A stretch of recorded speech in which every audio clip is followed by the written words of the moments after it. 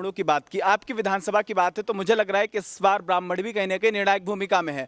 आप भी कह रहे हैं कि उत्तर प्रदेश में विधानसभा चुनाव की जोर आजमाइश शुरू हो चुकी है। ऐसे में तमाम राजनीतिक दल अपनी तैयारी कर रहे हैं। इस वक्त हमारे साथ उत्तर प्रदेश के हरदोई से अगर हम बात करें तो 154 विधानसभा 27 से समाजवादी पार्टी के प्रत्याशी पद्मनाभ सिंह पम्मू मौजूद हैं। पहले तो आपको शुभकामनाएं, आप अपना नामांकन करके आए हैं। क्या तैयारियां चल रही हैं, क्षेत्र में कैसा माहौल है? देखिए, पूरे उत्तर प्रदेश में बहुत बड़े बदलाव का संकेत है। हम लोग को 100% विश्वास है कि आदरणीय अखिलेश यादव जी की सरकार बनेगी। और हरदोई जनपद की बात करें तो 8 की 8 सीटों पर समाजवादी पार्टी इस बार जीतेगी। और हमारे यहाँ तो बड़ा आश्चर्य हुआ कि जब हम प्रचार के दौरान निकले तो हमको लगा कि बीजेपी से लड़ाई होगी, लेकिन जहाँ कहीं जा रहे हमारी 483 पोलिंगें हैं, सारी जगह बीजेपी बिल्कुल ज़ीरो दिखाई देती है। जिसको आज लड़ाई में खड़ा होना चाहिए था, जिसको नंबर 1 और नंबर 2 की लड़ाई लड़नी चाहिए थी, वो आज जो तीसरे और चौथे के लिए लड़ाई लड़ रही है कि हम अपना मान सम्मान बचा लें। हमारे यहाँ तो कोई किसी से, हमें लगता कोई आसपास दिख ही नहीं रहा। बसपा इक्का दुक्का पोलिंगों पर कहीं ना कहीं लड़ाई हमारी उसके साथ हो रही है। बसपा की आपने बात की है, अगर मैं आपकी विधानसभा की बात कर लूं या दिल्ली, अगर हम यहाँ की हरदोई की 8 विधानसभाओं की बात करें तो कहीं ना कहीं डिस्टर्ब कर रही है समाजवादी पार्टी को। आपके ही पार्टी के नेता सुभाष पाल बागी हो गए हैं, जो कांग्रेस पार्टी में पहुंचे हैं। क्या मुश्किलें नहीं है? देखिए, जनता सिर्फ एक व्यक्ति को नेता मानती है, मुलायम सिंह यादव जी को और अखिलेश यादव जी को। सुभाष पाल जी हमारे बड़े मित्र हैं। हम लोगों ने उनकी टिकट की भी लड़ाई बहुत गहरी और बहुत बड़ी लड़ी।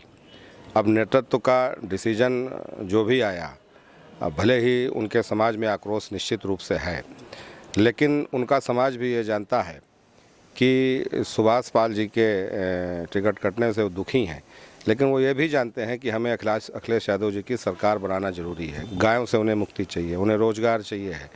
तो वो समाज भी पूरी तरीके से समाजवादी पार्टी के साथ है। और इसमें कहने में हमें कोई संकोच नहीं कि हाँ, पर्टिकुलर एक विधानसभा में जहाँ सुभाष जी चुनाव लड़ेंगे, वहाँ वो ज़रूर व्यापक रूप से असर डाल सकते हैं। आपका बड़ा लंबा संघर्ष रहा है। अगर हम बात करें तो 2 बार आप चुनाव लड़ चुके हैं। कभी बिल्कुल जीत के करीब थे, अशोक वाजपेयी जी को 2200 वोटों का जो दौर था, उसके बाद अब आप दोबारा जब चुनाव लड़ रहे हैं, पिछली बार आपकी टक्कर रानू से थी, इस बार आप फिर उनकी टक्कर आपसे ही है। इस बार कितना तैयार है समाजवादी पार्टी और कितना जज्बा लेकर आप? देखिए, जनता ने निर्णय ले लिया, पूरा क्लीन स्वीप है। हमने तो अपने प्रचार अभियान का लक्ष्य नाम ही रखा था, लक्ष्य हमारा 1.5 लाख, लेकिन अब हम लग रहा है कि अब 1.5 लाख से ऊपर भी गिनती बढ़ती जा रही है। जिस तरीके से जो समाजवादी पार्टी और विशेष तौर से हमारे पिता स्वर्गीय विश्राम सिंह यादव और मेरे खिलाफ रहा करते थे, जैसे अगर नाम भी लें, जैसे ब्राह्मण समाज है, लोधी समाज है, कुशवाहा समाज है, राठौर तेली समाज है, ये 3-4 समाज ऐसे थे, और ख़ास तौर से जो जाटव समाज है, ये 4-5 बिरादरियाँ लगातार 25-30 सालों से हैं समाजवादी पार्टी और हम लोग के खिलाफ थी। लेकिन इस बार इन्हीं जातियों में इतना बड़ा व्यापक समर्थन हो रहा है। आप लोगों ने देखा होगा कि अभी हमने बड़ी हिम्मत जुटा के मैंने ब्राह्मण सम्मेलन बुलाया था, जिसमें 22 मौजूदा प्रधान और शायद ही कोई ऐसा चर्चित ब्राह्मण चेहरा हो, यहाँ तक कि जो 25 सालों से राजनीति में संन्यास ले चुके थे, जिन्होंने राजनीति छोड़ दी थी, वो भी अखिलेश यादव जी की सरकार बनाने के लिए वो मंच पर आए और पूरा विधानसभा हतप्रभ था। हमने लोधी समाज का सम्मेलन बुलाया।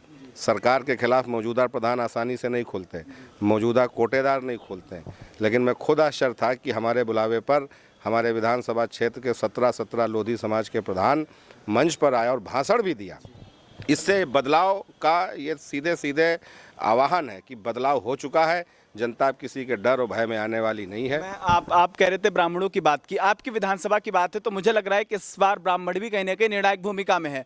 आप भी कह रहे हैं कि 50% ब्राह्मण हमारे साथ है, रानू भाई साहब भी कह रहे हैं। क्या लग रहा है, कितने %? सुनिए तो देखिए, ब्राह्मण तो वैसे भी सर्व पूजनीय रहा है और हमारी विधानसभा में निर्णायक वोट हमेशा से ही हो रहे हैं। हमारी हार के हमेशा प्रमुख कारण भी वही समाज रहा, लेकिन इस बार बीजेपी के झूठे राष्ट्र प्रेम, झूठे हिंदुत्ववाद और केवल मंदिर मस्जिद की बात करके ब्राह्मण समाज ने भी जान लिया कि बीजेपी सिर्फ गुमराह करने का काम करती। जब उसे मौका मिलता है तो धरातल पर विकास के काम उसके जीरो हो गए। और हमारे यहाँ तो क्षेत्रीय नेताओं के द्वारा जिस तरीके से ब्राह्मण समाज का शोषण किया गया, जाति भावना से प्रभावित होकर, हम ये नहीं कहते, राजनीति में कई बार होता है कि आदमी अपने प्रतिद्वंदी का विरोध करता है और उसका राजनीतिक कर्तव्य है, लेकिन ये सोच के कि नहीं ब्राह्मण है इसलिए इसको फंसाना है, डराना है।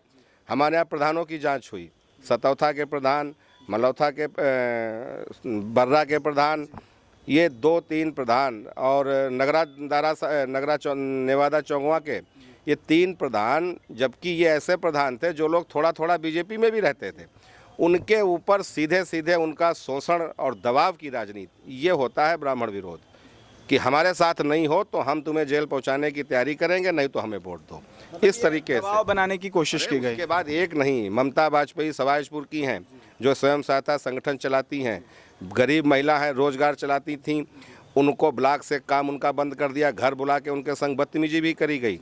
हमारे यहाँ बिमल मिश्रा जी जो पूरे समाज के बहुत बड़े नेता हैं, जिला पंचायत सदस्य हैं, उन्होंने जब ये बिजली की समस्या को लेकर और उस कार्यक्रम में जिसमें सरकारी कार्यक्रम में एज ए विशिष्ट अतिथि बुलाया, उसमें उनके संग अपमानजनक घटनाएं करी गई, तो ये जाति से प्रेरित थी। बीजेपी ब्राह्मण समाज की नाराजगी उनको थोड़ी झेलनी पड़ेगी। आपने विकास के मुद्दे की बात नहीं, 100%, 100% ब्राह्मण ने मन बना लिया है कि अखिलेश यादव की सरकार बनेगी और पम्मू यादव को जिस तरीके से आशीर्वाद दिया है, हम उनका जीवन भर एहसान मानेंगे। अच्छा, एक सवाल आपसे और विकास के मुद्दे की आपने बात की है। अर्जुन पुल जो एक बड़ा मुद्दा रहा है और उस पर काम शुरू हो चुका है, जनता तक भारतीय जनता पार्टी का प्रत्याशी जा रहा है तो कह रहा है कि अर्जुन पुल के वादे होते थे और हमने पूरा करके दिखा दिया, सड़कें हमने बनवा दी। आप किन मुद्दों पर जनता के बीच पहुंच रहे हैं? उनने एक पुल बनवाया है और बनवाया भी नहीं है, केवल अभी उन्होंने 33 करोड़ रुपया मात्र उन्होंने आवंटित किया है। पूरा 156 करोड़ क्यों नहीं करते हैं? हमारी सरकार में 9 बड़े पुल बनते हैं, एक कलम से पूरा पैसा सेतु निर्माण निगम को ट्रांसफ़र होता था। बेड़ी जोर का पुल 110 करोड़ का हमने और आदरणीय पूर्व सांसद उषा वर्मा जी ने जब अपने नेता से कह के बनवाया, तो सरकार तब भी यही समय था, सरकार जाने का समय था, चुनाव का समय था, उस समय 110 करोड़ रुपया पूरा एक मुश्त रिलीज कर दिया कि ताकि हमारी भावना साफ थी कि सरकार आगे बने न बने, पुल बन जाना चाहिए। अभी कोई उल्टी सीधी सरकार अगर आ गई जिसकी भावना नहीं हुई, बीजेपी की नहीं आई और नहीं आएगी, तो उनके अधिकारी, उनके मंत्री वही पैसा पूरा फिर वो हमारे ऊपर आवे, या जो अगली सरकार बने देगी कि नहीं देगी, क्या करेगी। और वहाँ के लोगों ने कहा भी है, जब अखबार में छपा कि सिर्फ 33 करोड़ रुपया, तो हमको अपनी जनता से वादा करना पड़ा, आप सरकार बनाओ, पूरा पैसा एक बार में रिलीज करेंगे। केवल एक पुल बनाया, यहाँ तो छितरापुर, मतनी, भदार, शेखापुर नगरिया, बेड़ी जोर, चौसार, इतने पुल बनाए। आखिरी सवाल आपसे मेरा है, अगर आप आएंगे सत्ता में, क्योंकि जो रिजल्ट हैं, जो लगातार ओपिनियन पोल्स हैं, वो कह रहे हैं कि लड़ाई भाजपा और कहीं ना कहीं समाजवादी पार्टी की है। आप जब सत्ता में अगर आएंगे, अगर मौका आपकी जनता आपको देती है, क्या ऐसे मुद्दे रहेंगे आपको लग रहा है कि अगर मैं विधायक बना तो इन मुद्दों पर सबसे पहले काम करूं? देखिए, हमारे यहाँ 3 मुद्दे आज की तारीख में सबसे प्रमुख हैं। एक तो हमारे यहाँ सड़कों की जर्जर व्यवस्था है, स्वास्थ्य की सेवाएं बदहाल हैं, शिक्षा की व्यवस्था बदहाल है। एक भी हमारे यहाँ राजकीय महाविद्यालय, एक भी कन्या महाविद्यालय, एक भी पीजी कॉलेज नहीं है। जितने हैं भी एक आधे, तो वो सब प्राइवेट लोगों के हैं। और उसके अलावा यातायात के लिए सरकारी बसों का सुचारू रूप से संचालन नहीं है, उनके बस अड्डे नहीं हैं, जाम लगते हैं। पाली में मंडी का निर्माण होना है।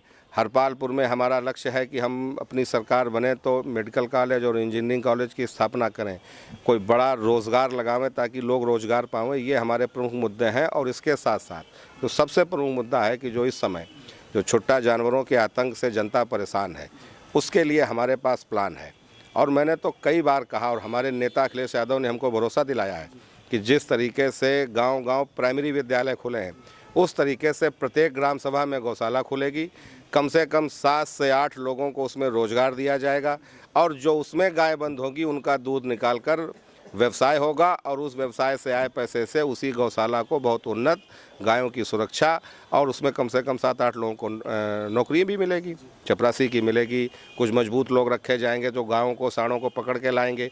एक उसमें मुनीम भी होगा ताकि उसके फंड में पैसा आवे। इस तरीके की हमारी योजना है कि गायों का संरक्षण भी हो जाए, लोगों को रोजगार भी मिल जाए और किसानों को उनके आतंक से मुक्ति भी मिल जाए। चलिए, ये तो आने वाला वक्त बताएगा कि 154 विधानसभा सवाईसपुर में किसकी जीत होती है और कौन सत्ता में आता है, लेकिन ये जरूर संभव कहा जा सकता है कि आने वाले चुनाव में भारतीय जनता पार्टी जहां 8 विधानसभाओं सीटों पर समाजवादी पार्टी कहीं ना कहीं उनको टक्कर देती हुई दिखाई दे रही है। इस बार का मुकाबला थोड़ा सरल नहीं है, चुनौतियां भाजपा के सामने हैं, वहीं समाजवादी पार्टी भी लगातार चुनौतियों का सामना करते हुए दिखाई दे रही है। आपने अपना महत्वपूर्ण वक्त दिया, इसके लिए बहुत बहुत शुक्रिया। और लगातार उत्तर प्रदेश में तमाम विधानसभाओं का हम आपको कवरेज दिखा रहे हैं। हरदोई में क्या कुछ चल रहा है, ये भी लगातार हम आपको पल पल